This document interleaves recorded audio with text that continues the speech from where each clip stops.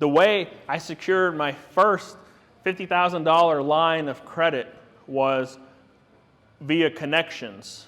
I met the vice president of banking for a bank here locally. How did I do that? I was looking for community banks, and I would go on their website, and usually the smaller community banks list out who the employees are, who's the mortgage banker, who's the vice president of banking, who's in charge of business banking. You then email those people, you call those people, and you explain to them, ask them what you're looking for. It was very hard to break through when I was trying to tell them what I wanted to do. So I had somebody who I knew in the industry introduce me to the vice president of banking of this small bank.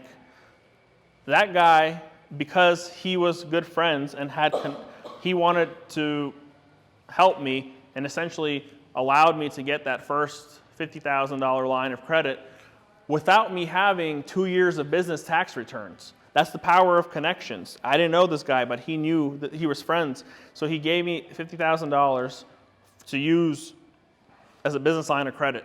That credit line has now grown to $250,000. When you start using it and paying it back, using it and paying it back, they love making interest off of you. So they see your track record, so they increase that. So you have to, I would strongly advise, as part of your tasks, start reaching out to the small community banks. Don't even talk to banks that have a nice building and a nice logo and smell good. You're not going to get a cent out of them. They're literally only focused on institutional clients, people with $1 million net worths. Go to the small banks because the small banks have what's called a portfolio section.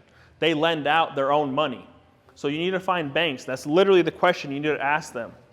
Do you lend your own money? Do you have your own portfolio? Are you a portfolio lender? Because when you go to Chase, when you go to Bank of America, they are not a portfolio lender. That's not what they're considered.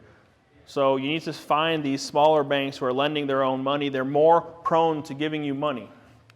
And when you're buying smaller multifamily, the 4 units, 6 units, 8 units, you will never get financing from Chase Bank for your 6-unit little messed up apartment building. But a community bank will take that kind of a loan because it's part of the profile that they're trying to lend on. So just keep that in mind of who you're talking to and make that an exercise to write to the 15 local banks and find out who's the vice president of lending, who's the vice president of mortgages, and just talk to them. And when we talked about creating that credibility packet that you should all have as part of when you're making offers on the MLS, as part of the process of when you go meet with these people, if you're lucky enough to go have lunch with a vice president of a community bank, because as you know, they're pretty busy, you can bring this thing with them. If you don't get a lunch with them, you go still take that thing to their office and have the teller tell you, where's this guy's office at in here? Drop that thing off in there. Just, you have to get exposure.